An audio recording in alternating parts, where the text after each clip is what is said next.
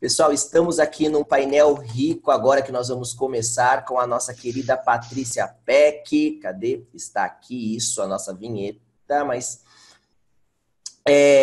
já preparem as dúvidas de vocês, vou explicar para vocês como que funciona, tá bom, gente? Vamos organizar da seguinte forma. Se quem tiver dúvidas, coloquem ali, não vamos manter o chat ali por enquanto, só para as perguntas, tá bom? A Patrícia já está colocando os dados delas de contato ali, tá bom, gente? A Patrícia já está colocando os dados de contato ali dela.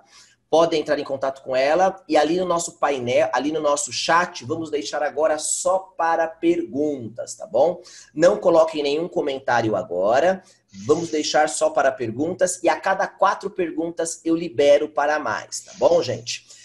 Eu vou fazer as perguntas, eu vou perguntar agora. Então, gente, a partir de agora, a Patrícia já colocou ali o LinkedIn dela, o e-mail dela, mais conteúdo também ali, ela colocou o site dela, quem quiser também fazer também perguntas para ela também, ter contato com ela também depois. Ela também dá vários cursos também, super legal. Ela tem os livros dela que nós também recomendamos, eu sempre falo isso, tá bom? Pode entrar em contato direto ali, tá todos os sites ali com ela. Tá bom, gente? Perfeito.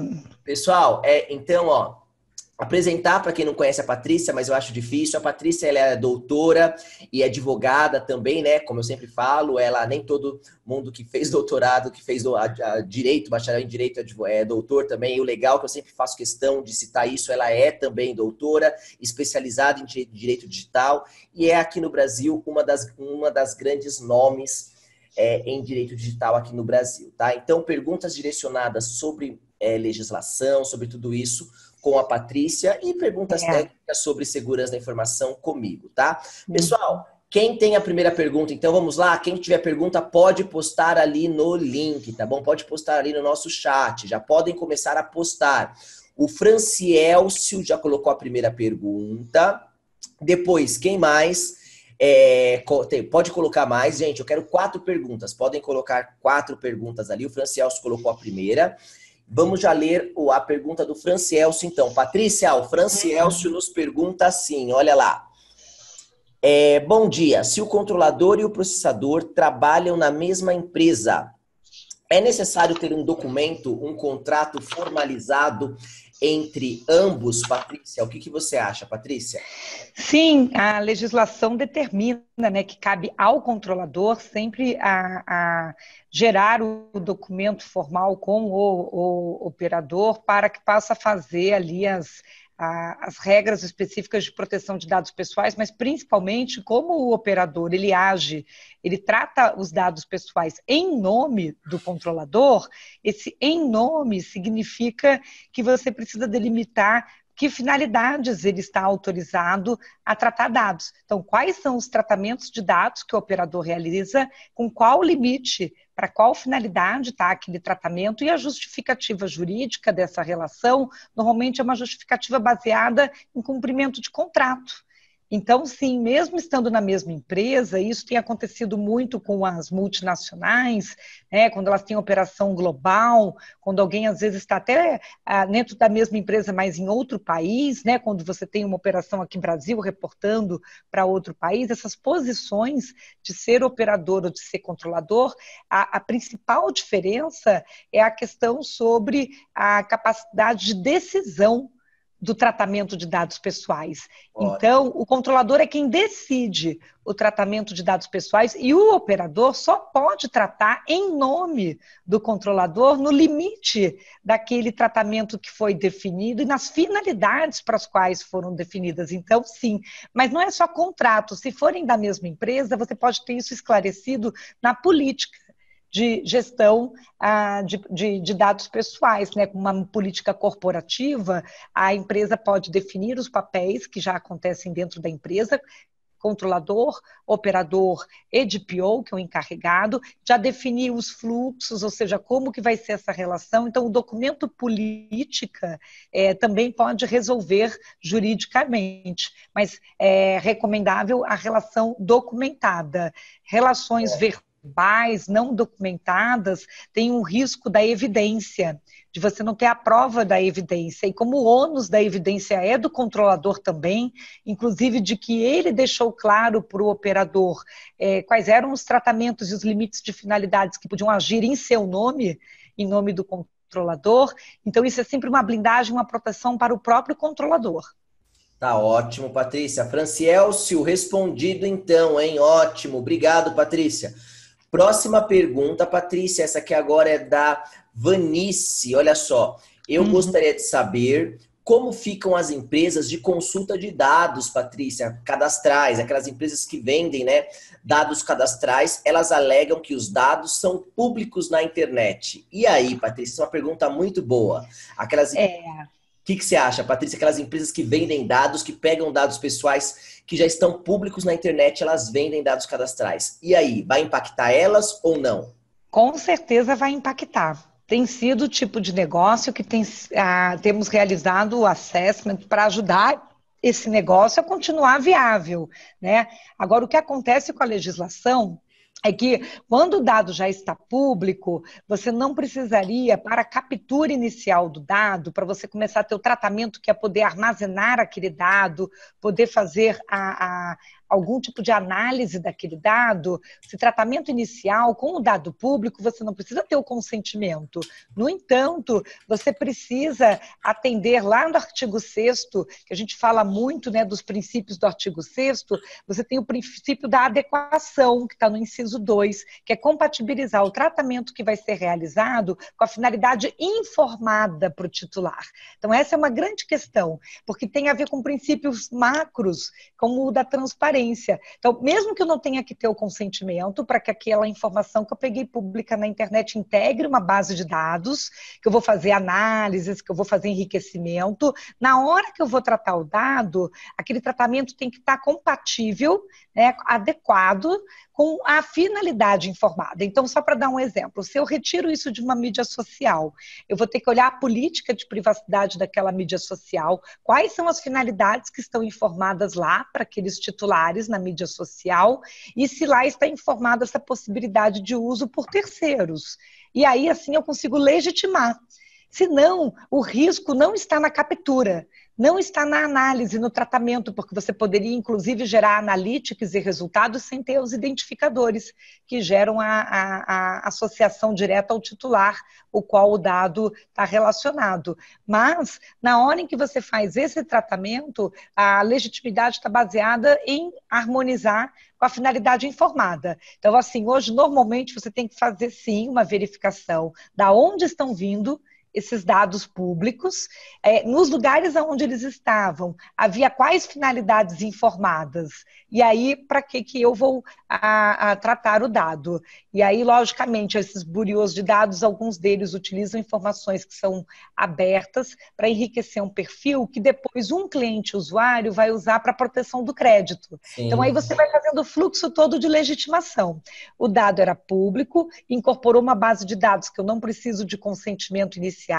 O tratamento do dado vai ser por uma finalidade de autenticação e identificação daquela pessoa, né? Porque eu preciso saber se aquela pessoa realmente é aquela pessoa, até para prevenção de fraude e proteção do crédito. Então, nesse sentido, as finalidades das mídias sociais, em geral, estão batendo, porque você tem a finalidade clara de autenticação e identificação, por isso que a gente pode se logar em muitos serviços usando como login a nossa identidade de mídia social, então isso normalmente está claro lá nos termos e políticas da mídia social, e depois quando esse buriô faz a venda desse dado no sentido de consulta, para que uma outra empresa possa checar para a proteção do crédito, essa oferta e o uso vão estar no artigo 7º, na exceção de consentimento para fins de proteção do crédito. Tá, então, você ótimo. tem toda essa cadeia de legitimidade. Agora, dado que vem de qualquer lugar, de origem duvidosa, que você não está fazendo esse checking, sim, pode trazer um privacy risk para dentro da base de dados e afetar o buriô de dados. Mas... como afetar o cliente também que for Sim. usar essa informação. E o titular também tem direito, né? Se alguém pegar um dado que ele deu o dado, deixou o dado só com o Facebook, e aí ele viu o dado de uma hora para outra, aquela informação que ele deu para o Facebook, ele viu com você, que você não poderia só porque se valeu lá, e isso impacta também. Então, Vanice, mais do que respondido, viu, Vanice? Tá bom? Quer ver uma coisa muito interessante, gente? Imagem é um dado pessoal, a imagem de uma pessoa. E eu posso fazer uma busca agora e achar fotos, imagens de todos nós, não é verdade? Agora, na hora que eu capturo, eu quero uma foto, uma imagem, quero pegar lá a foto do perfil da Patrícia Peck no LinkedIn ou no Face, e aí na hora que eu capturo, que eu vou utilizar, que é o tratamento, tem que estar compatível com finalidade, senão eu vou ter que ter o consentimento daquele titular. Então, a Isso. pessoa que capturou, que botou na base de dados, quer usar para divulgar, que nem aqui, o nosso invite da aula, que a Patrícia Peck vai estar na aula. O Davis já fez comigo um contrato para poder legitimar a exceção de consentimento naquela parte lá da exceção por cumprimento de contrato. Como é Isso. que ele pode cumprir com um contrato que a gente estabeleceu de participar numa aula junto, se ele não puder divulgar meu nome, minha imagem para os alunos saberem que professor que vem dado na aula. Então, é assim que a gente vai trabalhando. Agora, depois, aquele que pega a imagem, quer ficar utilizando para uma outra finalidade, não importa que a foto da Patrícia estava pública na internet, aí já vai estar ferindo a privacidade, a proteção de dados pessoais, entendeu? Então, é Que isso que é importante. exemplo rico, gente. Olha aí o que a Patrícia acabou de falar, que exemplo rico. A mesma, foi verdade isso. É, Para nós podermos pegar essa foto aqui da Patrícia também divulgar, nós tivemos que mandar para ela, falar, Patrícia, tá legal esse folder, pode divulgar desse jeito. Também para uhum. mim, para ter exames poder também pegar minha foto, pode divulgar assim, Liz. Então, não E é porque sabe que na ECZIM, na prova da ECZIM, eles gostam de fazer alguns exemplos de problema, dizendo que alguém pegou uma imagem, uma foto de outra isso. pessoa numa mídia social. Volta e meia cai essa perguntinha. E isso aí, gente. Então, para vocês que vão fazer a prova, fica essa dica também que a Patrícia falou. Olha, costuma cair isso na prova também. Mais dica aí de prova que a Patrícia deu. Obrigado, Patrícia. É isso mesmo. Obrigada. Patrícia, segunda pergunta que o Arthur colocou aqui pra gente, quais nichos é exigido? Gente, um momento aí, pausa nas perguntas, agora não coloquem mais perguntas, vou terminar de ler essas daqui, aí daqui a pouco libero para postar mais perguntas. O Arthur Cortes colocou ali, quais nichos é exigido ter um DPO? Hospitais, hotéis, padarias, etc. É bem simples essa pergunta, né, Patrícia? O que você acha, Patrícia? Quais são os nichos que são necessários ter DPO? Depois vamos para a pergunta do Sérgio. O que você acha, Patrícia? Então, a gente tem que separar, né? Na LGPD, nós não fizemos uma segregação e ficou muito claro pela lei, mesmo agora depois com sanção e os vetos presidenciais, que aquele que tem um tratamento de dados pessoais na posição de controlador tem que ter o DPO, sendo controlador. Nós não separamos por setor e nem separamos por porte de empresa, nem separamos por perfil da base de dados tratada, se ela tem ou não dados sensíveis, e aí por isso então justificar tratamento, nada disso. O que nós fizemos foi que no capítulo 4º da administração pública, na lei brasileira, está muito claro, até referenciando a GDPR, de que se é administração pública, tem que ter o encarregado. Né? Então, assim, o critério é, na posição de controlador tem que ter DPO, e independente de posição, se controlador ou operador, se é administração pública, sempre tem que ter o encarregado de dados pessoais.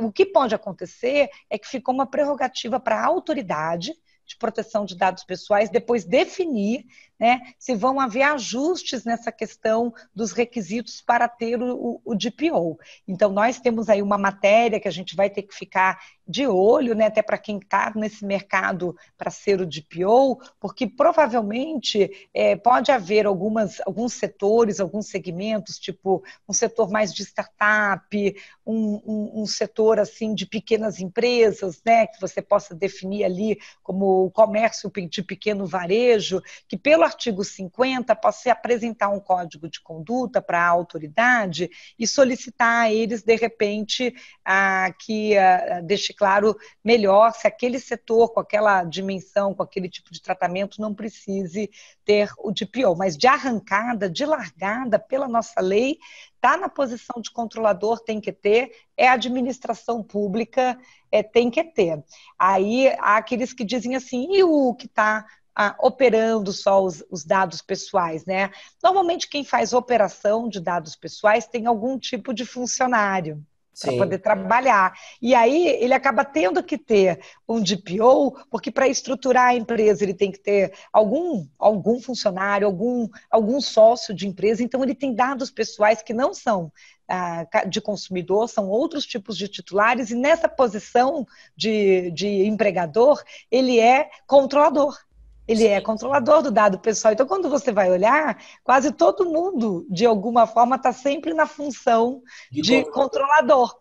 Pode ser da sua própria base de dados pessoais relacionadas a acionistas, a fornecedores que prestam serviços para aquela empresa e a funcionários. Funcionários. E a funcionários. A gente não pode esquecer do titular funcionário, gente. Isso é muito importante, porque ele bota todo mundo na posição de controlador. É isso que a gente ia falar, praticamente todo mundo, né, Patrícia? Que é controlador, né? Funcionário, se você tem funcionário, a não ser que você não tenha funcionário. É, controlador. Então, respondido, Arthur. Patrícia, ó, próxima pergunta. Patrícia, essa aqui é muito legal, gente. Essa pergunta aqui é sobre IA, que o Sérgio Tolomei colocou.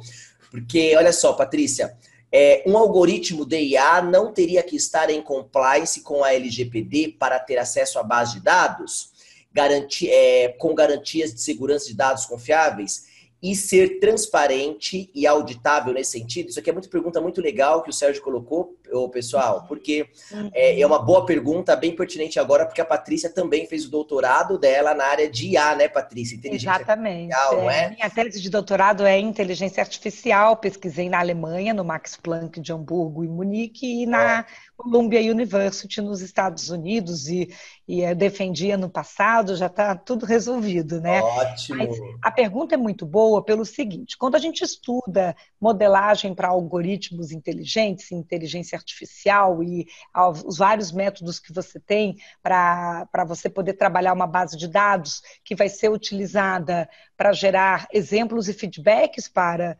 a inteligência artificial, essa base de dados tem que primeiro estar na categoria de pessoal, com dados identificados ou identificáveis, porque se você estiver usando outras bases de dados para serem trabalhadas na inteligência artificial que não tenham dados pessoais, você já não estaria dentro disso. Hoje, por exemplo, a aplicação de soluções para anonimização pelo artigo 12 da LGPD, porque o dado já anonimizado ele já não é considerado dado pessoal. Sim. Então, por exemplo, se você passa num filtro entre, você tem uma base de dados primária, que seria dados brutos, que estão vindo de vários lugares, e que ali você ainda tem identificado, identificável, e você passasse dentro de uma solução, um filtro para anonimização, a base secundária que vai alimentar o algoritmo inteligente, ela já seria uma base limpa, ela já seria uma base sem necessidade de proteção de dados pessoais, porque ela já estaria anonimizada. Agora, vamos pensar uma base híbrida, que ela acaba tendo, em algum momento, dados pessoais. Por exemplo, dado de geolocalização, que você consiga associar naquela mesma base com um número de IP ou de um MAC address, por exemplo, de equipamento, aquilo já geraria o identificável para uma pessoa, né? Associo geolocalização com, de repente, um indicador de identidade. Pode não precisar ser o número de um celular direto, nem nada disso, mas identificadores que eu conseguisse chegar até a pessoa, e essa informação está toda na mesma base de dados pessoais, a base de dados ela geraria essa característica. Então, quando você hoje fala do algoritmo, a gente tem que dividir dois tipos de transparência. Existe a transparência discutida hoje na regulamentação que está sendo falada nos Estados Unidos e na Europa para a inteligência artificial, que é a transparência do algoritmo. Se ele toma decisões, qual foi a amostragem, ou seja, em termos de fórmula, quais são as porcentagens de cada um dos itens que compõem a tomada de decisão, para você demonstrar que a decisão não foi preconceituosa. O que mais se discute são decisões que possam ter característica preconceituosa. Pode ser um algoritmo inteligente para estar usando em processo de seleção, como pode ser até para um equipamento. Teve um problema, acho que em 2017 para 2018, que um dispenser inteligente de sabão, ele só jogava sabão se a mão fosse de uma pessoa branca. Se a mão Nossa. fosse de uma pessoa negra, pela diferença do tipo de pele, ele não jogava, e era para ser um dispenser inteligente. Então o pessoal ficou dizendo, olha só, né, teve falha aí no projeto de não trabalhar essa diversidade. Então tem Olha. dois tipos de transparência: transparência de base de dados e transparência do algoritmo em si, no sentido de tomada de decisão. Que pesos que ele dá para cada um dos elementos. Isso acontece muito nos scores, para credit score, para várias coisas que a gente passa, tá? E aí, quando você está trabalhando com inteligência artificial, a empresa, ela é controladora, né, daquela base de dados, e ela pode, depois de extrair o que ela precisa para fazer o machine learning, ela pode descartar, quase como se fosse tirar o suco da laranja, jogar fora o bagaço, descartar aquela base primária que tinha capacidade de identificação, e assim, ela não está sujeita à legislação, tá? Agora, se ela não fizer isso, se ela mantiver essa base primária com capacidade de identificação, direta ou indireta, de onde vieram as informações sobre que pessoas, ela está sujeita a todas as regras de proteção de dados pessoais. Então, ou vai ter que usar o dado para fim de pesquisa, por exemplo, que é uma exceção da lei, né? Ou ela tem um convênio com a área acadêmica para poder tentar trazer uma exceção do acadêmico, ou ela vai ter que entrar, que são as exceções do artigo 4º, ou ela vai ter que entrar nas exceções do artigo 7º, ou ela vai ter que ter o consentimento. Sim, tem que ter uma base. Mais ou menos isso. Tem que ter uma base, e até, gente, é ótimo, a Patrícia mais... E a proteção, desculpa, porque só para fechar, quando ele pergunta de proteção, a partir do momento que eu tenho aquela base de dados, mesmo que esteja só armazenada, que não esteja tratando para outras finalidades, a não ser a guarda, que eu fui alimentar inicialmente o algoritmo inteligente com ela, eu tenho todos os ônus do capítulo 7º da lei, né, lá do artigo 42 em diante, sobre segurança de informação. Porque aí se vaza aquela base de dados, é uma violação. Sim, se tem perda da base de dados, a perda da base de dados pessoal também é uma violação. Temos 3 violações principais tratadas na legislação, né, que a gente vê isso já lá na parte que explica as violações. A gente tem, por violação, quando você tem exposição da base de dados pessoais, então normalmente a exposição é o vazamento. Quando você tem perda, então por isso tem que ter muito cuidado de ter backup, porque a perda completa da base de dados pessoais é um tipo de violação também, e quando você tem aquele uso não autorizado para a finalidade que estava informada, né, que eu ia usar para outra coisa sem ser o que eu disse que eu ia usar, ou o uso ilícito. O uso ilícito é até se você for atacado por um hacker, por exemplo, que pegue uma informação para usar para outra coisa, mesmo que ele não exponha, não jogou na internet, que ele não apague, que não apagou nada, saiu do seu controle aquela base de dados pessoais. Alguém deu Ctrl+C, Ctrl+V e levou a base de dados pessoais, reproduziu de uma forma não autorizada, isso também já é uma violação. Tá? Sim, sim, sim. E, gente, falando também, para complementar o caso aí mais do que respondido, que a Patrícia colocou aí do Sérgio Tomolei aí, gente, lembrando também que existe o caso, há 2 anos atrás eu fiz um trabalho também lá fui para Chicago também, uma cidade ali do estado de Illinois, nos Estados Unidos, gente, compensa vocês. Tive contato com eles, inclusive fui fazer uns trabalhos lá de segurança, fui fazer uns contatos com o pessoal da área de segurança lá em Chicago. E é uma cidade que, inclusive, a criminalidade ela é alta lá nos Estados Unidos.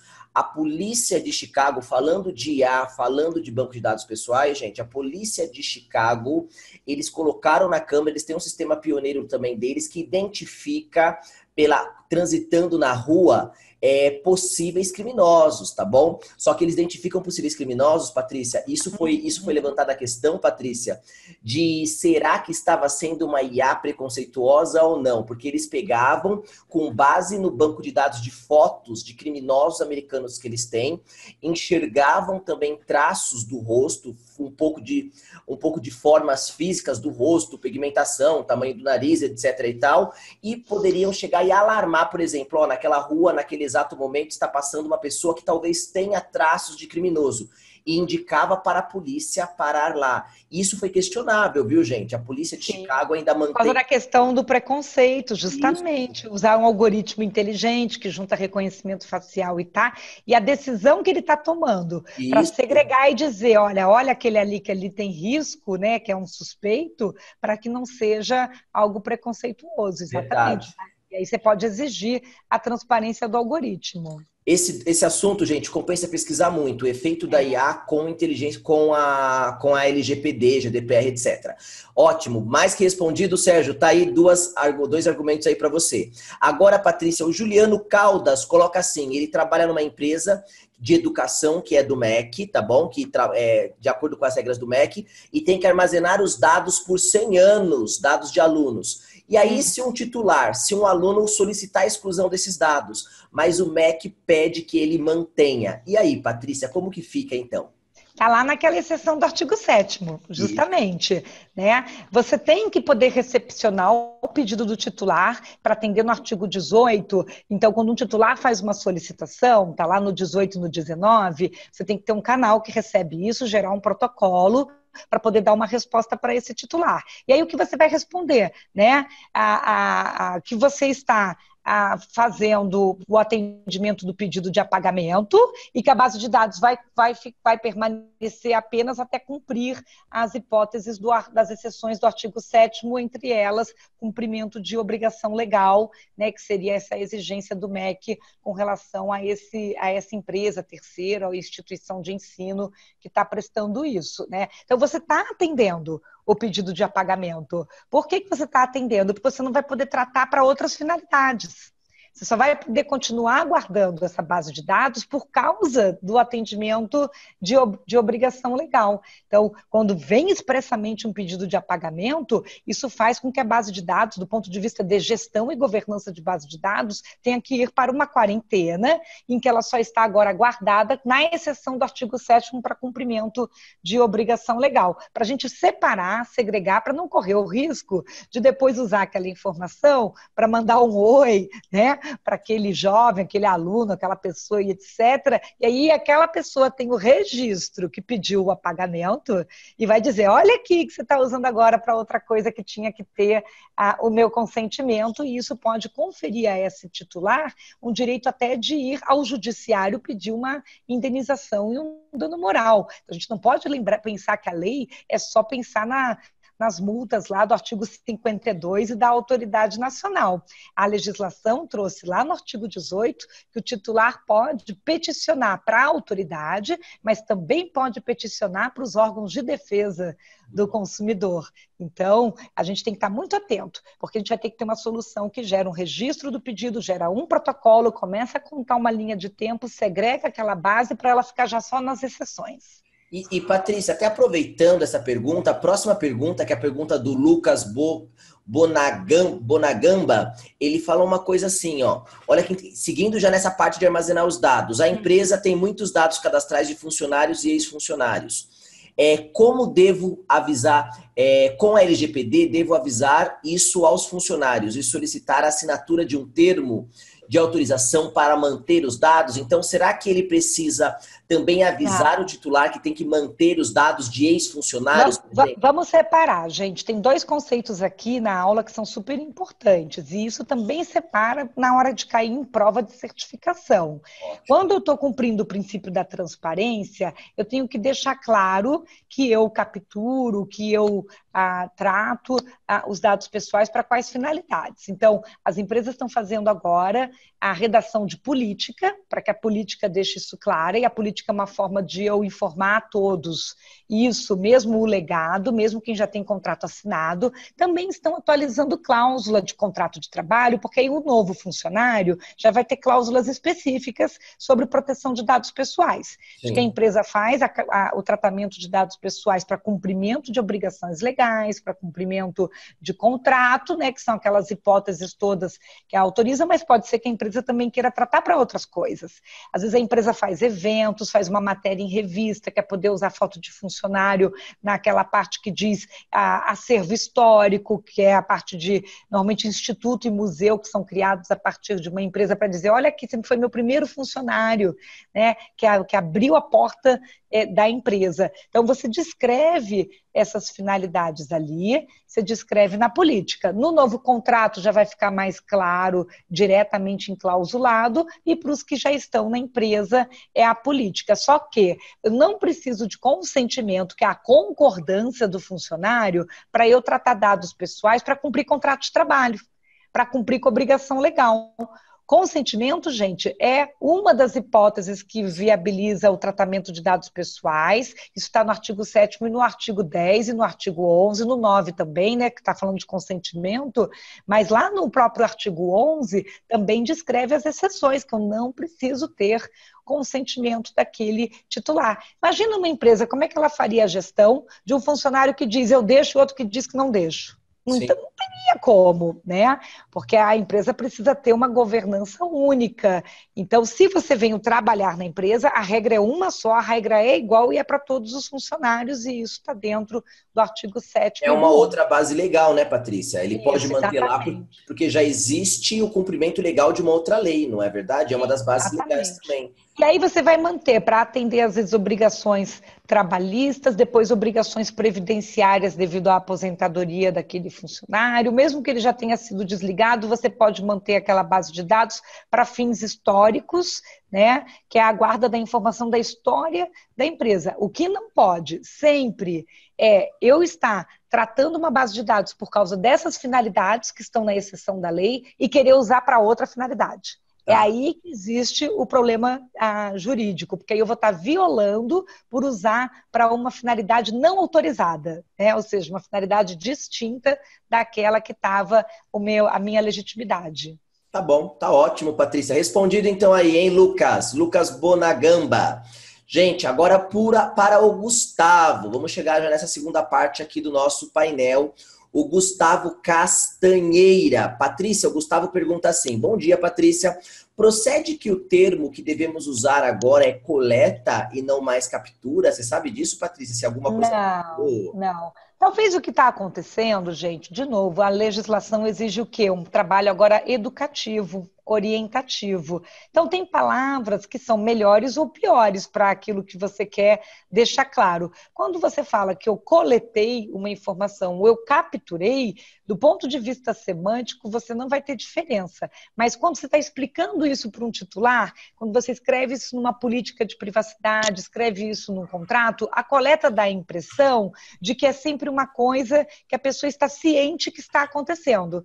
Vou coletar a sua informação, vou coletar sangue, vou coletar isso, vou coletar aquilo. Quando você fala captura, a palavra captura, ela sempre lembra alguma coisa que pode acontecer sem o conhecimento e sem a pessoa saber. Quando estou navegando pela internet, há captura de informações de navegação das pessoas que ela nem está percebendo, ela não está sabendo que está acontecendo. Então, hoje, há uma preferência de uso da palavra coleta do que captura, para que você deixe claro que você está sempre fazendo algo transparente, que a outra parte está sabendo que aquilo acontece, né? Mas isso tem a ver com o fato de que quando você escolhe essas palavras, como é que ela já está na cultura também. Semanticamente, se você olhar no dicionário, elas são equivalentes, mas o efeito psicológico, o como ela é entendida na cultura, ela gera impressões distintas, e como a gente ainda está querendo que os usuários, os titulares, conheçam sobre proteção de dados pessoais, a diferença do Brasil principal para a União Europeia é que na União Europeia eles têm o Dia Internacional de Proteção de Dados Pessoais, no dia 28 de janeiro de todo ano, e eles têm um site sobre o Dia Internacional de Proteção de Dados Pessoais e publicam campanhas educativas há 12 anos. Há 12 anos, preparando a população, preparando os executivos, os empresários, né, as instituições públicas, para quando chegasse a GDPR. Então, isso já era uma iniciativa antes da gente ter o regulamento europeu que unificou todas as regras. Isso começou a ser fomentado depois da diretiva de 95, que a gente precisava ensinar sobre proteção de dados pessoais. Então, qual é a nossa desvantagem, gente? Nós estamos agora há 1 ano praticamente para a entrada em vigor da lei e não está sendo feito ainda quase nada de educação e orientação sobre proteção de dados pessoais. Então, sim, prefira escolher palavras que até mesmo do ponto de vista da cultura popular, ela dê o melhor significado para aquilo que a empresa está realizando de tratamento de dados. Ótimo, ótimo, Patrícia. Isso, inclusive, me fez lembrar, como a Patrícia citou um caso aí de Europa, gente, me fez lembrar, Patrícia, quando começo desse ano agora, em janeiro, que eu estava lá trabalhando na Grécia, em Atenas, a cultura é tão interessante nas empresas de proteção de dados, Patrícia, que tem áreas dentro da empresa que, no Brasil eu não tinha visto isso, mas tem áreas, por exemplo, na hora que você vai passar por uma porta escrito, uma plaquinha verde, um símbolozinho verde, dizendo, aqui você pode entrar, aqui é público. A outra área, a outra porta, a outra sala é mais azul, a outra sala é vermelha, ou seja, só alguns funcionários podem entrar porque lidam com alguns tipos de dados pessoais ou tipo de dados sigilosos também. Então, Patrícia, realmente o que você falou procede bem, porque lá está mais na cultura corporativa da Europa, porque também eles já vêm com uma lei desde 96, né? A diretiva 9546, né? Exatamente. Então, aí, vamos ser um pouco otimistas, né, Patrícia? Será que a gente consegue ver isso no Brasil? Será que isso vai entrar na cultura, no DNA do Brasil, talvez da nossa geração, Patrícia? Não sei, né, Patrícia? Eu acho que vai entrar por bem ou por mal. Porque como nós estamos vivendo uma sociedade globalizada, e quando a gente fala de sociedade digital, ela não tem fronteira física, sim, né? E há essa circulação da informação de uma forma praticamente planetária, então você passa a ser forçado a cumprir com determinadas prerrogativas e regras, porque você está conectado com todo mundo, e se o outro lado está cumprindo, ele vai exigir que você cumpra também. Então, essa é uma legislação que ela tem um efeito de negócios, um efeito econômico que é mais imediato até do que o próprio efeito fiscalizatório da administração pública, porque entre empresas, entre negócios, para alguém que vai fazer alguma coisa com o outro, um passa a cumprir, passa a exigir que o outro cumpra para poder ir fazendo o quê? Uma diminuição na sua gestão de riscos, até não só o risco de um vazamento, que é a pior tragédia, né? Que é na caso mais de segurança de informação, porque essa lei tem o pilar da transparência, do consentimento e da segurança, né? São esses 3 pilares. Mas também porque se o outro começa a fazer um uso e ele é meu parceiro muito próximo, quer ver um exemplo? Plano de saúde e corretor. O corretor que oferece planos de saúde nem é fidelizado, às vezes ele é um corretor de mais de um plano de saúde, ele vai ter que ter uma atitude, mesmo que seja na sua pessoa física, porque não precisa ser pessoa jurídica para você estar sujeito às regras da lei, alcança a pessoa física, né, desde que haja um uso comercial, porque tem aquela exceção de que o uso doméstico, né, sem finalidade comercial, tem uma exceção na legislação lá no artigo 4º. Então, esse corretor é ele que recepciona primeiro dados pessoais. Se ele ficar mandando e-mail para todo mundo, pegando base de qualquer lugar, e ele tem uma relação com determinadas seguradoras, né, ele pode atrair o risco, porque ele vai passar o dado depois para aquela seguradora e ela tem muito mais lastro financeiro para responder a uma situação que a autoridade vai punir aquela seguradora como controladora e depois ela que tenha o direito de regresso contra aquele corretor que tenha feito isso, porque os corretores fazem parte do ecossistema de negócios, né, dentro de uma área de seguros. Então, o que eu quero dizer é, você vai ter que fazer as pessoas criarem cultura e cumprir com a lei, mesmo nas suas pessoas físicas, um salão de beleza com relação a manicure, ao cabeleireiro, todos esses profissionais que tratam dados pessoais, sim, né, que pode ser os WhatsApp dos clientes ali para ficar mandando um oizinho, todos também estão alcançáveis. Mudança de cultura, não é, Patrícia? Mudança de cultura. Gente, até também falando também, complementando com pesquisa científica, gente, uma mudança de cultura mínimo de 5 a 10 anos e várias teorias apontam que até 70 anos para mudar uma cultura realmente de um país não é fácil, tá bom, gente? Então, É. realmente, na Europa, ela já tem isso, é uma das primeiros países, das primeiros estados lá que tiveram as leis, o estado lá da Baviera, lá na Alemanha, podendo ter até, já estão desde a década de 70, década de 80, com leis de proteção de dados, antes até da diretiva. Então, eles já estão há uns 50 anos à nossa frente. Isso que a Patrícia falou, será que nós vamos ver a cultura, isso no DNA do Brasil aqui, gente? Bom, teoricamente, para mudar uma cultura, 70 anos. Talvez nossos netos, nossos bisnetos, mas temos que começar a partir de agora. Ótimo, Patrícia. Rogério...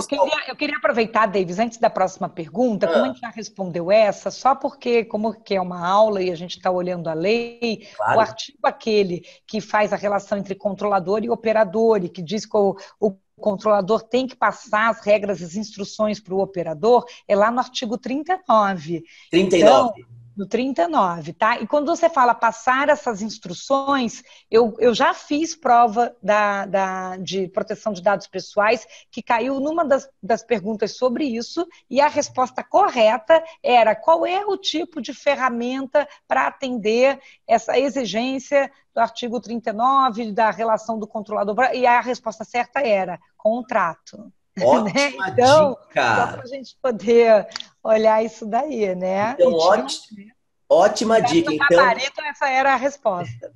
então, gente, olha a dica que a Patrícia acabou de dar aí pra gente quentinha. Olha aí que dica legal, gente. Pode Então, cair no Practitioner, pode cair no Essentials, no Foundation, legal. Então, gente, olha só. Qual que é o segredo? Contratos, né, Patrícia? É necessário estabelecimento de contratos entre o controlador e o processador. O operador, né? exatamente. O operador, não é, Patrícia? Isso, exatamente. Fica essa dica aí. Artigo 39, tá? Estudem o artigo 39 que fala sobre isso, né, Patrícia? Isso. Dica aí da Patrícia para vocês que vão prestar a prova aí, gente. Ótimo. Obrigado, Patrícia. Olha aí, gente. Valeu, essa foi ótima. Patrícia, então o Rogério agora pergunta. Rogério Salvador pergunta. Trabalha em uma empresa estrangeira e, pelo que sei, ainda não há uma lei de GDPR, como a GDPR, né? Como proceder caso quando houver necessidade de envio de dados pessoais para a matriz neste país. Então, na empresa dele, pelo que ele sabe, ainda não tem, eles não estão em conformidade com a GDPR, e é uma empresa estrangeira. Como proceder, então, caso ele tenha necessidade de enviar os dados pessoais para a matriz neste país? Essa é uma pergunta muito boa e vai ter que ser corrigido rápido, porque muitos dos fiscalizadores de vários países estão de olho na transferência internacional de dados, que no caso da LGPD está no artigo 33. Você vai ver que existe um item chamado normas corporativas globais, Isso. Que é quando você tem justamente as regras estabelecidas nas empresas com a sua matriz e filial em outros países para fazer esse fluxo internacional de dados pessoais. E que as normas corporativas globais, inclusive, estão sujeitas a serem apresentadas e validadas com a autoridade de proteção de dados pessoais. Então, agora, nesse momento, a gente já tem GDPR em vigor lá na Europa. Se a matriz fica lá, ela tem que estar já atendendo ao artigo de transferência internacional de dados lá. Aqui no Brasil, quem vai reportar também vai ter que atender. Então, o que foi feito? Normalmente se escreveu um documento, né, que é essa política de normas corporativas globais, que fala sobre o fluxo de dados pessoais entre matriz e filial, que aí ela iria validar já com a autoridade sede, né? Lá tem que ver dentro dos 28 Estados-membros qual que seria, pelo princípio do balcão, né? Do balcão da GDPR, com quem que ela deveria fazer isso, porque vai proteger lá e vai proteger até aqui. E quando sai a nossa autoridade, porque agora que foi tudo aprovado, né? Você vai ter que ter aí a diretoria escolhida e ela vai passar a estar atuando. Assim que tiver essa definição, a empresa aqui do Brasil poderia tomar a iniciativa de apresentar as normas corporativas globais para validação na autoridade aqui do Brasil. Então, a gente não pode esquecer, gente, que esse item de transferência internacional de dados pessoais, ele é bem específico na legislação. Ele exige cláusulas contratuais específicas, que da GDPR já existe esses modelos de cláusulas da GDPR, na do Brasil ainda não existe, mas provavelmente a gente vai espelhar, a gente vai usar uma coisa muito parecida, né? E precisa ter as normas corporativas globais. tá? Precisa. Ela gera esse fluxo fluido sem toda hora eu ter que ficar fazendo um contrato, quando eu tenho as normas corporativas globais. Ô, Patrícia, até nesse assunto também, inclusive, uma das coisas que o Bolsonaro sancionou né, vetou na segunda-feira passada, né? Ou nessa semana, foi Essa inclusive. semana. Foi essa Essa semana, não foi? Na semana. segunda ou terça-feira, que Essa semana de emoção. essa semana foi de emoção que o Bolsonaro, inclusive, gente, vetou que agora a autoridade ela não pode mais cobrar por atividades fins, não é verdade, Patrícia? Exatamente, ela não poderia cobrar taxas para poder executar sua atividade fim. Então, digamos esse Essa exemplo. regra corporativa compulsória, coisa que na É, Europa uma autoridade lá poderia cobrar, né, para fazer uma coisa dessa.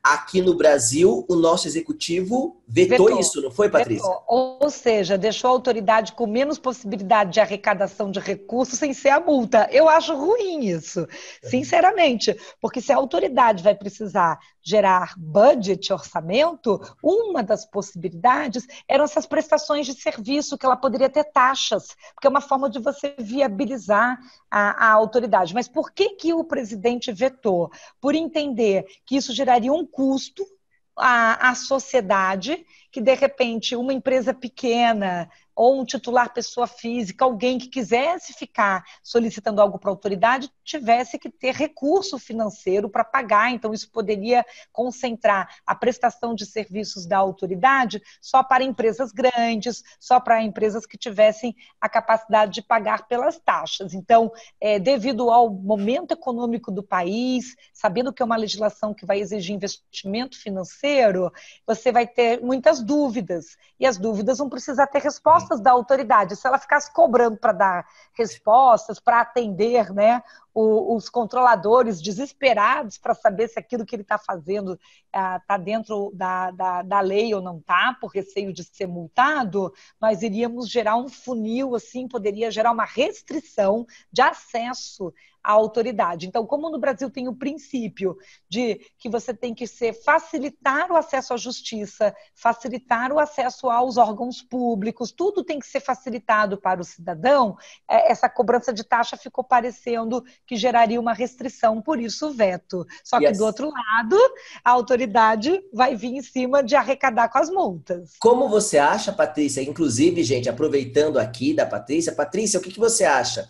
Falando de multas aí, como você acha que a autoridade nossa ela pode se manter mais aí, já que tiraram essa boquinha dela aí de das poder cobrar? taxas, tirou a boquinha das taxas, sobrou só a multa, que horror, né? Ai, meu Deus do Isso é céu. ruim, mas eu acredito que a autoridade, no início, primeiro ela vai ter que mostrar que veio para agir, né, para ter um papel ativo, senão ela fica desmoralizada e você pode acabar tendo até um problema de competição de autoridades, ou seja, a hora que a lei entrar em vigor, o Ministério Público, os PROCONs, né, os órgãos de defesa de consumidor ficarem mais atuantes e protagonistas na lei do que a própria autoridade. Ou seja, então, a autoridade ela vai ter que iniciar já com um plano, e dentro desse plano, como aqui estamos num governo de não aumentar custo, né, não aumento de Sim, despesa, conforme sim. eles falam, ela vai começar com um orçamento que, para ela se instrumentalizar, a autoridade vai precisar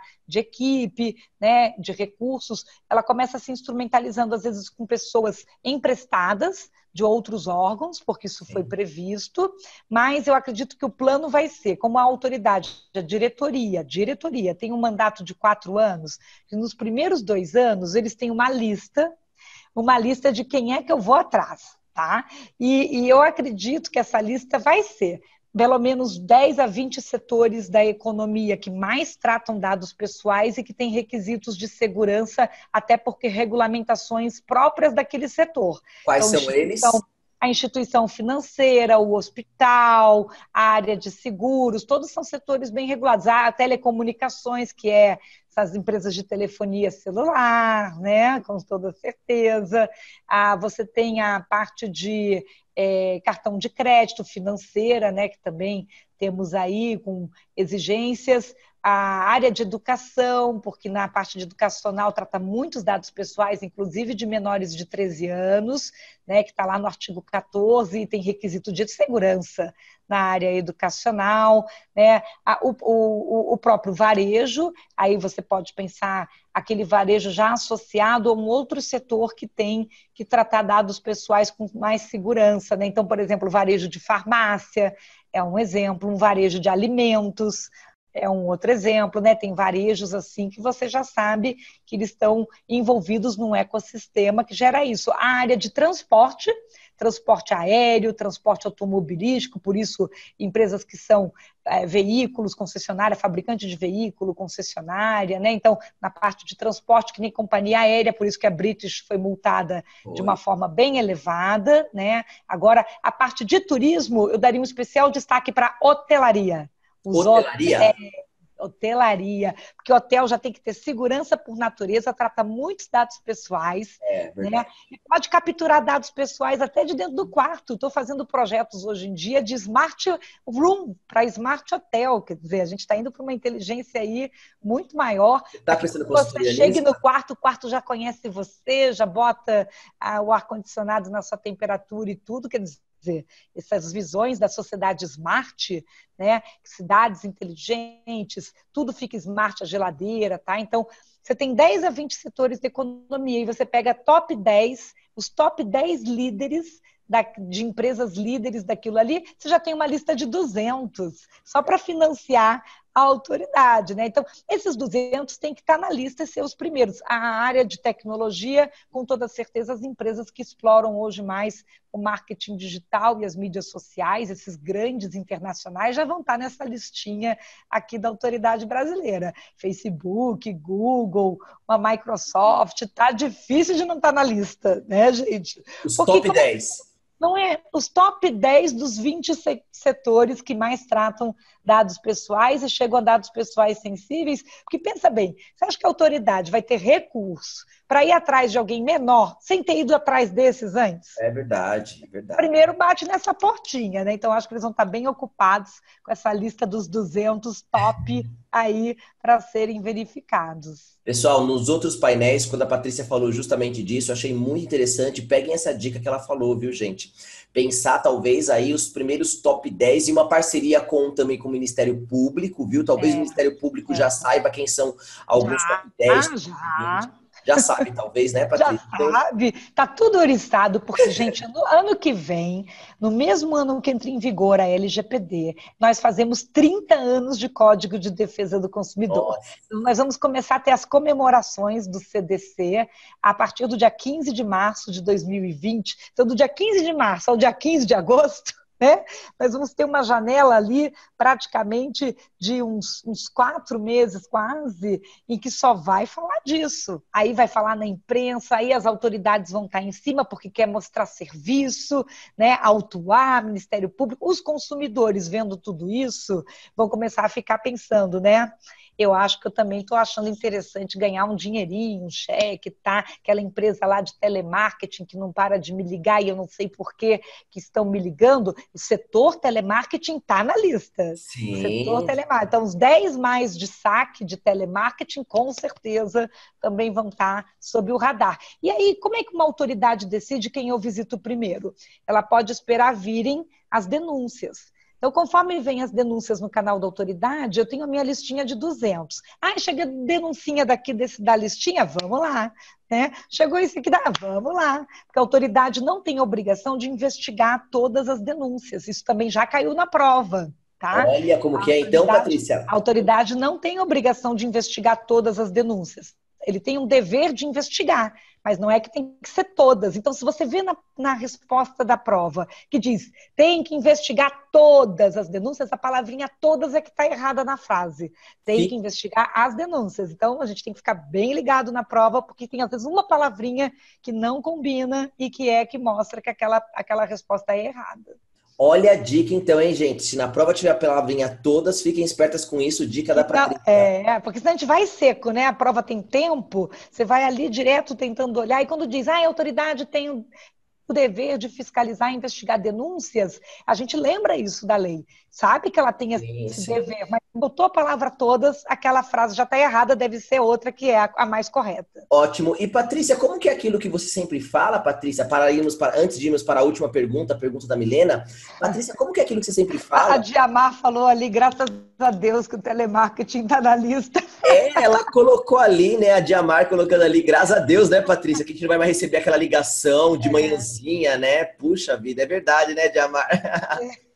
Ô, Não, gente, você pode continuar recebendo, agora ele vai ter que poder ter uma justificativa. e Pode ser que ele esteja te ligando para cumprimento de contrato e no cumprimento de contrato com aquele controlador que pediu para a empresa de telemarketing ligar. Então ela não é a controladora, ela é a operadora e de verdade. repente foi uma outra marca que pediu para ela te ligar. Então a gente vai ter que prestar bastante atenção nisso. Verdade. E Patrícia, como que é aquilo que você fala que sempre não adianta nada ter uma lei, como que é que você fala? Você estuda no direito, que se não adianta nada ter uma Isso. lei que se não for fiscalizada, né? Porque só a Isso, lei você, sozinha. dentro do espírito democrático, né, na democracia mais madura, você tem que poder ter representantes que representam o povo para fazer as leis para os representados.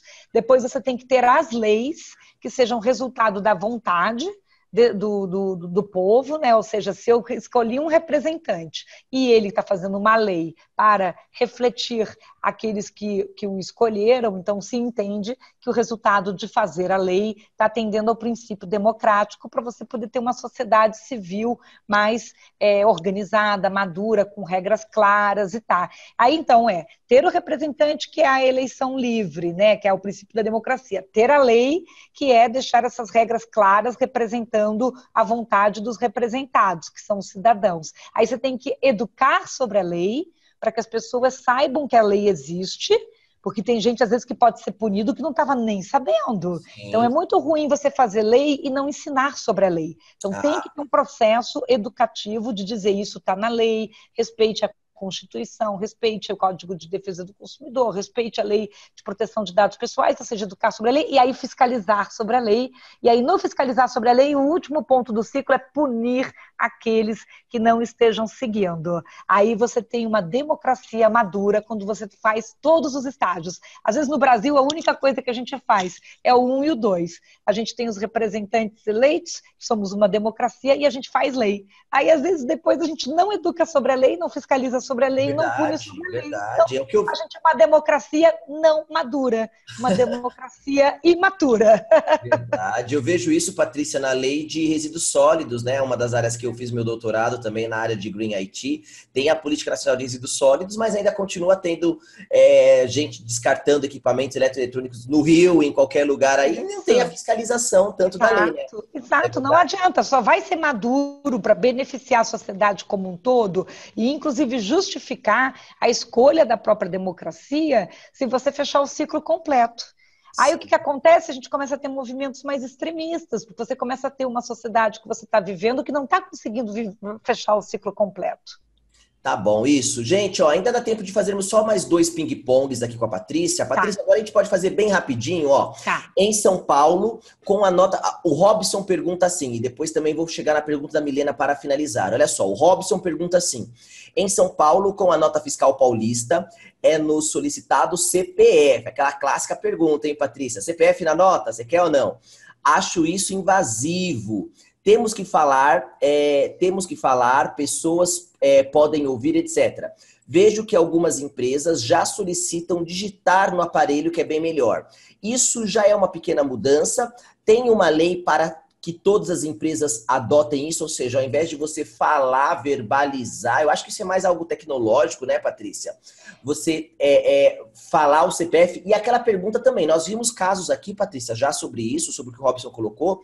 Se eu não me engano, teve uma farmácia no interior de Minas Sim. Gerais, Sim, né, as Patrícia? farmácias têm sido questionadas a respeito de não deixar claro para que vai ser utilizada a informação capturada e não capturar um consentimento É ali. obrigatório dar CPF ou não, Patrícia? CPF na nota. O que a lei ela vai falar? Que é obrigatório ou não, já que o titular tem direito de se opor? O que você acha disso, Patrícia? Vamos lá. Há sim obrigação legal nessa parte fiscal, tanto do fazer o registro de venda, seja CNPJ da empresa, quanto o registro de compra, porque querendo ou não, depois você vai cruzar isso tudo lá na frente, até por conta de padrão de consumo, se aquela pessoa está declarando imposto de renda compatível com o consumo dela, todos os cruzamentos que são feitos de bases de dados. Então, do lado do fisco, na parte fiscal, com nota fiscal eletrônica, tá até para evitar fraude, de ficar, por exemplo, alguém lavar dinheiro. Lavar dinheiro é você fingir que você fez vendas e aí você usar aquele recurso para esquentar, como se fosse dali que teve a entrada do dinheiro. Então, Sim. Você ter uma padaria, ter uma loja e dizer fiz X de vendas naquele mês e trazer um recurso, de repente, para lavagem de dinheiro por ali. Então, a identificação de compra, né? E aí o identificador de compra no Brasil é o CPF em termos de indivíduo ou o CNPJ em termos de empresa.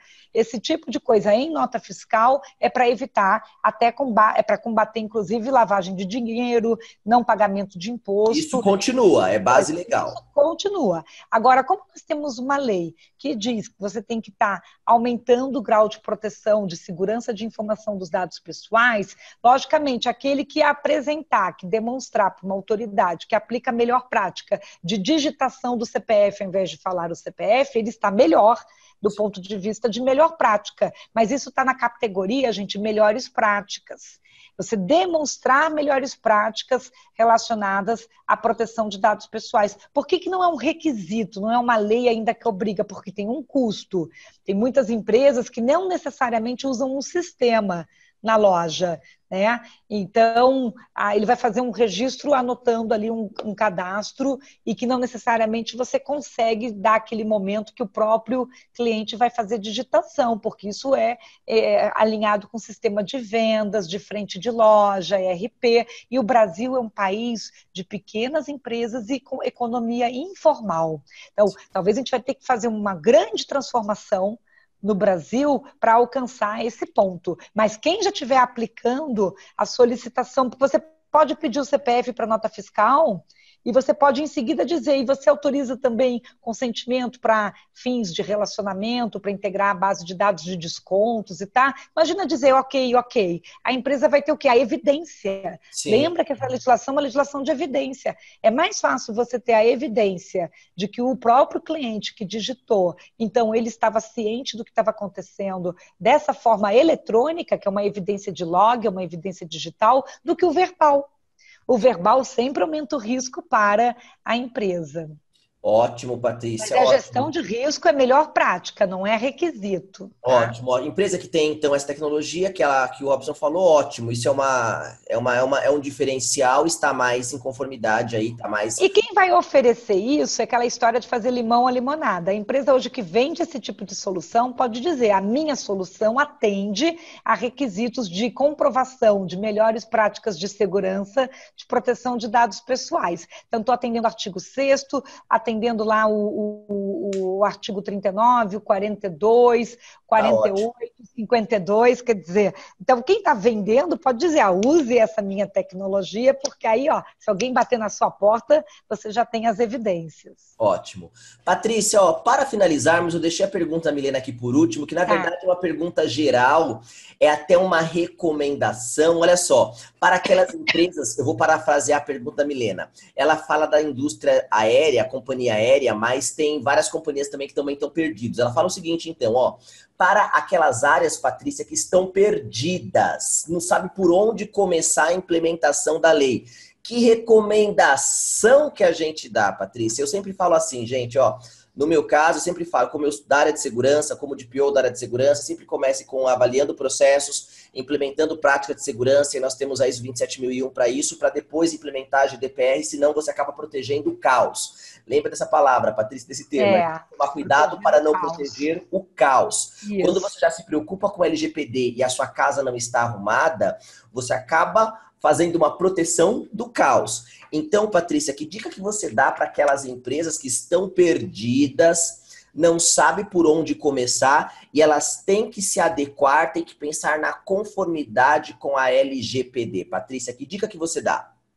Olha, a primeira coisa é buscar o conhecimento. Eu acho que qualquer um desses cursos online que nós estamos participando participando como professores, já ajuda bastante o primeiro ponto, né? Que o empresário, a empresa, alguém daquela empresa vai ter que buscar o conhecimento maior sobre a lei. Ou você aprende direto ou você contrata, né, o conhecimento. São as duas abordagens. Num segundo ponto é criar, né, um pequeno trabalho de auditoria interna, que pode ser um self-assessment da empresa, que envolve conseguir identificar o inventário dos dados pessoais, quais são os dados pessoais que nós tratamos aqui, né, e se ele tem categoria de sensível. A partir disso, você sempre, qualquer empresa hoje vai ter que atualizar política de privacidade, vai ter que atualizar um contrato, seja prestação de serviço ou compra e venda, com um clausulado aí sobre proteção de dados pessoais, né? Mas a política de privacidade, já atualizada para a lei, para uma captura de consentimento, é algo rápido, é algo que você já tem que fazer para ontem, né? Porque eu falo muito, a gente trabalha com varejo pra caramba, e agora a gente vai ter Dia dos Pais, vai ter Dia das Crianças, vai ter Black Friday, vai ter Natal. Quando esse calendário acontecer de novo, a gente já vai estar com a lei vigorando. Verdade. Então, se você tem que tomar proveito como comerciante, como varejista, de que se aquele cliente vai vir na sua lojinha, seja ela física ou digital, por conta desse calendário, ele já acessar uma política de privacidade atualizada da lei e te dar um consentimento ali. Senão você vai ficar com aquela base legada, só podendo usar nas exceções de consentimento. Então, acho que assim, de providência imediata. O conhecer, né, se atualizar sobre a lei, seja fazer o curso direto ou contratar o consultor. Conscientização, gente. Fazer o trabalho educativo é o primeiro passo, porque temos uma lei nova, temos que aprender sobre a lei. Aí é uma arrumação de documentos e provavelmente que vem o terceiro pilar, que é o técnico, que é o tecnológico, é a empresa saber que aonde eu tenho bases de dados pessoais armazenadas, eu tenho que ter uma camada de proteção que eu consiga demonstrar evidência daquele controle, ou seja, tem que ser auditável. Então, vou precisar investir em controle de acesso, em alguma ferramenta para gestão de logs, de autenticação de rede, para criptografia, de bases de dados e inclusive de DLP, de Data Loss Prevention, né? Ótimo. Então, esse tipo de ferramental, porque aí eu mostrando que eu tenho soluções tecnológicas, que eu tenho as ferramentas, eu já consigo dar as evidências de itens de controle de dados pessoais. Então, mesmo que aconteça uma fatalidade, que possa ter um vazamento ou uma perda, eu fiz tudo o que estava ao meu alcance, eu apliquei as melhores práticas. E isso, gente, parece que só a empresa grande que deveria fazer, mas não. Quanto menor a empresa é, menos chance de errar, porque de repente um incidente desse fecha a portinha, né? Então, e uma empresa grande tem mais recurso para administrar a crise do que uma empresa pequena. Fica a dica da Patrícia, gente, conscientização em primeiro lugar, mexer nos processos, nos documentos necessários que a lei exige e implementar as medidas de segurança. Gente, olha, com uma dica dessa de implementação no final, só tenho que agradecer a Patrícia. O Sérgio Tomolei colocou ali. Muito obrigado, muito bom o painel. Tem material aqui suficiente para tese de mestrado, só uma dissertação, né, de mestrado, tese de doutorado, pesquisa. Parabéns aos painelistas e organizadores. Obrigado, Sérgio. O Ariston colocou ali também, Davis e Patrícia, bom dia. Patrícia, li o seu livro sobre LGPD, está sendo um guia fantástico para adequação na empresa, fácil de entender, muito objetivo. Gente, o Ariston, lembrando sempre, a Patrícia, sempre recomendo isso, tá bom? A Patrícia tem bons livros também de LGPD.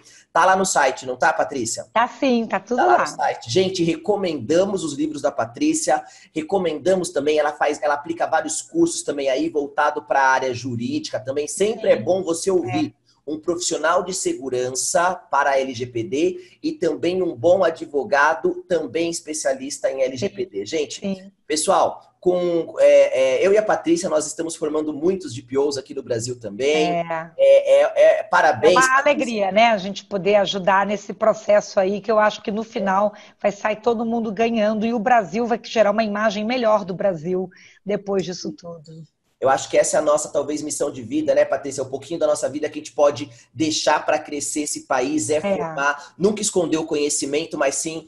compartilhar e ajudar. Compartilhar e ajudar, assim a gente faz crescer o Brasil. Gente, só tenho que terminar terminar esse painel agora. Patrícia, Bom final de semana. Obrigada, bom Dei. final de semana. Patrícia, muito obrigado mesmo de coração. Nos vemos no próximo, Patrícia. Gente, Tá. agradeçam a Patrícia. Muito obrigado, gente. Obrigado, Patrícia. Um abração. Tchau, tchau. Tchau. Pessoal, que rico aqui agora, gente. Gostaram do painel, gente? Legal? Deixem ali bastante gente já falou ali, sensacional, né, gente? Ótimo, ótimo. Tem bastante gente comentando ali, ó. Já vamos fazer o nosso break já. Ó, a Diamar falou maravilhosa aula, Patrícia sempre educativa, o Ariston colocou ali muito bom, Patrícia é fera, isso mesmo, a Raíssa colocou ali, parabéns pelo conteúdo do painel, Patrícia você é demais, a Raíssa colocou, a Patrícia colocou também bons estudos, bom trabalho para todo mundo, gente, é isso, pessoal, muito obrigada, Patrícia e Davis, parabéns pelo painel, a Milena colocou, aplausos. Gente, é isso, pessoal, que bom que vocês gostaram do painel, como eu sempre falo, gente, o necessário faz sentido, a Diamar colocou, faz todo sentido vocês dois responderem juntos. Realmente, Diamar, porque eu sempre falo, né? Não pode, DPO, gente, não é só um profissional de segurança, como também não é só um advogado. Pessoal, tem gente que está implementando o GDPR na empresa, está colocando só advogado. Não é para ser só advogado. Assim como também não é só para ser só profissional de segurança. Tem que ser isso que vocês acabaram de ver. É um esforço em conjunto dos dois, tá bom, gente? É um trabalho colaborativo. Não vai ser um sucesso se você só colocar advogado ou se você só colocar um profissional de segurança, tá bom, gente? É um esforço colaborativo dos dois. Que bom. Pessoal, esse painel que nós gravamos agora, o Flávio vai disponibilizar aí o link para vocês, pessoal. Vocês podem reassistir esse painel, vocês podem divulgar esse painel, pode postar lá, vocês podem pegar o link desse painel e divulgar lá para os seus amigos, para todo mundo que vocês nos outros grupos do WhatsApp também. O nosso intuito aqui mesmo, gente, é divulgar a informação e ainda mais com um painel de perguntas e respostas desses daqui que nós fizemos, tá bom, gente? Vocês podem divulgar sim nos links, nos grupos, no site de vocês. Nós estamos dando, é um presente que nós damos para vocês, é um plus, tá bom? Isso não estava previsto no curso. É um plus aí para vocês terem esse conteúdo vitalício aí de perguntas e respostas aí para vocês, tá bom, gente? É um prazer nosso contribuir com o conhecimento de vocês.